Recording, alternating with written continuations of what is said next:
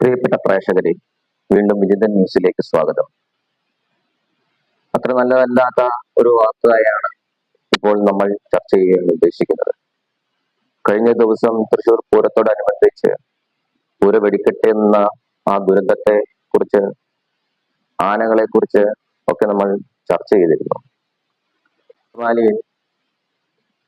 കിടങ്ങൂർ ശ്രീ മഹാവിഷ്ണു ക്ഷേത്രത്തിൽ ദർശനത്തിന് കൊണ്ടുപോയി അതിനുശേഷം കുളിപ്പിക്കാനായി കൊണ്ടുപോയ പാർത്ഥസാരഥി എന്ന ആന ഇടഞ്ഞു എന്ന ലോറി കൊലപ്പെടുത്തി. അതിനുശേഷം മണിക്കൂറുകളോളം ആനയുടെ പക തുടർന്നുകൊണ്ടിരുന്നു. ഒരു കാർ കുത്തിമറിക്കുന്ന ദൃശ്യങ്ങൾ ടിവികളിൽ ലഭ്യമാണ്. ഒരു സ്കൂട്ടറും നശിപ്പിക്കപ്പെട്ടിട്ടുണ്ട്. അതുപോലെ തന്നെ ഇപ്പോൾ വാഴ്വടി കാശിനാഥൻ എന്ന ആന ഇടഞ്ഞു, രണ്ടാം പാപ്പാനെ ചവിട്ടിക്കൊന്നു. ഒരാൾക്ക് പരിക്കുണ്ട്. അതുപോലെ തന്നെ മയ്യനാട് പാർത്ഥസാരഥിയുടെ രണ്ടാം പാപ്പാന് ആനയുടെ ആക്രമണത്തിൽ പരിക്കേറ്റ് ചികിത്സയിലാണ്. കഴിഞ്ഞ ദിവസം നമ്മൾ ഈ വിഷയം ചർച്ച ചെയ്തതാണ്. മേടമാസമാണ്, ചൂടുകാലമാണ്. ആനകളെ എഴുന്നള്ളിക്കുമ്പോൾ ആനകൾക്ക് കൃത്യമായി ജല വിതരണം, നനവ് നൽകേണ്ടത് അത്യന്താപേക്ഷിതമാണ്. നമുക്കറിയാവുന്നതുപോലെ, കഴിഞ്ഞ ദിവസം സൂചിപ്പിച്ചതുപോലെ തന്നെ ആനയൊരു വന്യജീവിയാണ്. കാടാണ്, തണുപ്പാണ് ആനയ്ക്കിഷ്ടം. നമ്മൾ ലോറിയിൽ കയറ്റി ആനയെ കൊണ്ടുപോയാൽ മുകളിൽ നിന്നുള്ള സൂര്യപ്രകാശം കൃത്യമായും ആനയുടെ ദേഹത്തായിരിക്കും പതിക്കുന്നത്. അതിലും ഉപരി ടാറിട്ട റോഡുകൾ വഴി ആനയെ എഴുന്നള്ളിക്കുമ്പോൾ ആനയ്ക്ക് ടാറിട്ട റോഡിന്റെ ചൂട് കാലുകളിലും സൂര്യന്റെ ചൂട് ശരീരത്തും ഏൽക്കും. സ്വാഭാവികമായിട്ടും അതിന്റെ ശാന്തത നഷ്ടപ്പെടും.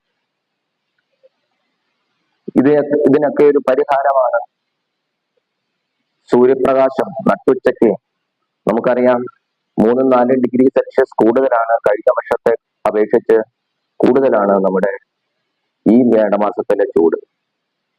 മനുഷ്യർക്ക് സഹിക്കുന്നില്ല, വന്യജീവികൾ അത് സഹിക്കണം എന്ന് നമ്മൾ ശാഠ്യം പിടിക്കുന്നത് ശരിയല്ല.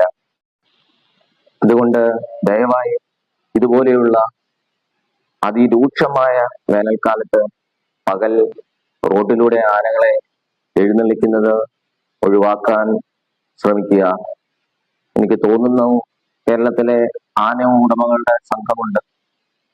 പ്രത്യേകിച്ച് തൃശ്ശൂര് ദേശക്കാർ തമ്മിൽ വാശിക്കാണ് ആനകളെ ലേലത്തിനെടുക്കുന്നത്.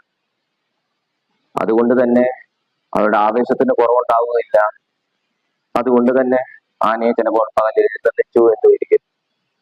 നമുക്ക് ഒരു ഉത്സവം നടക്കുമ്പോൾ, ഇപ്പൊ കൂടൽമാണിക്യത്തിന് ഉത്സവം നടക്കുമ്പോൾ അവിടെ ആനയിടഞ്ഞ ഒരാൾ കൊല്ലപ്പെട്ടു. അതൊരു ശുഭവാർത്തയല്ല. അതുകൊണ്ട് തന്നെ ഒഴിവാക്കാൻ പറ്റുന്ന സാഹചര്യങ്ങൾ നമുക്ക് ഒഴിവാക്കാൻ സാധിക്കണം.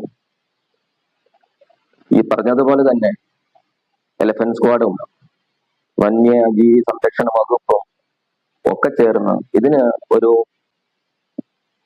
ഒരു നിയമ ഘടന ഉണ്ടാക്കണം.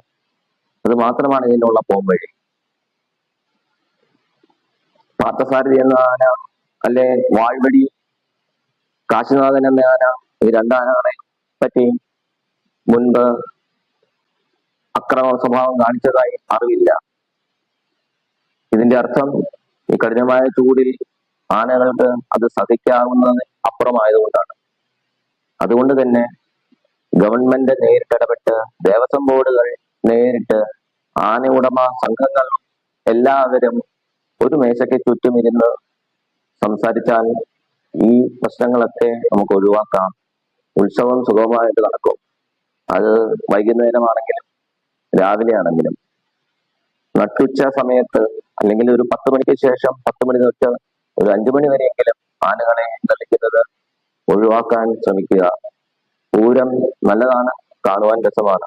പക്ഷേ ഇതുപോലുള്ള സാഹചര്യങ്ങൾ വരുമ്പോൾ അത് നമുക്ക് സന്തോഷത്തിലുപരി ദുഃഖമാണ് സമ്മാനിക്കുന്നത്. അതുപോലെ തന്നെ അങ്കമാലിയിൽ കൊല്ലപ്പെട്ട വിഷ്ണുവിന്റെയും ഇരിങ്ങാലക്കുടയിൽ കൊല്ലപ്പെട്ട ശ്രീകുട്ടന്റെയും കുടുംബത്തിന് ദേവസ്വത്തിന്റെ ഭാഗത്തു നിന്നും സർക്കാരിന്റെ ഭാഗത്തു നിന്നും ആന ഉടമ സംഘങ്ങളുടെ ഭാഗത്തു നിന്നും അവർക്ക് ആ കുടുംബത്തിന് സംരക്ഷണം ലഭിക്കണം. അത് സാമ്പത്തിക സഹായമോ മറ്റേത് എന്ത് സഹായമാണെങ്കിലും അത് ചെയ്യണം. അത് നമ്മുടെ ഉത്തരവാദിത്വമാണ്. പൂരവും ആനയും നെറ്റിപ്പട്ടവും കുടമാറ്റവും ചെണ്ടമേളവും ഒക്കെ കാണുന്നത് നമ്മളാണ്. പക്ഷെ അതിനെ നിയന്ത്രിക്കുന്നത്, ആ ആനക്കൂട്ടങ്ങളെ നിയന്ത്രിക്കുന്നത് ആ വന്യജീവി, സ്വന്തം വലിപ്പം മനസ്സിലാകാത്ത ആകെയുള്ള ഒരു ജീവിയാണ് ആന. കാരണം ചെവി കാരണം സ്വന്തം ശരീരത്തിന്റെ വലിപ്പം അറിയാത്ത ആന. അതുകൊണ്ടാണ് ആന മനുഷ്യന്റെ മുൻപിൽ പേടിച്ചു നിൽക്കുന്നത്. ചില സമയങ്ങളിൽ ക്ഷമ നശിക്കുമ്പോഴാണ് ആന ഇടയുന്നത്. അതുകൊണ്ട് തന്നെ ഇത് എല്ലാവരും ശ്രദ്ധിക്കുക.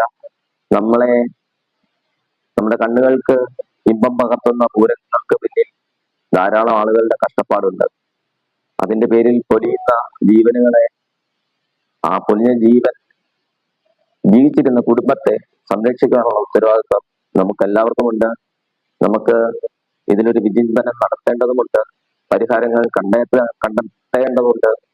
അതിന് എല്ലാവരുടെയും സഹകരണം പ്രതീക്ഷിക്കുന്നു.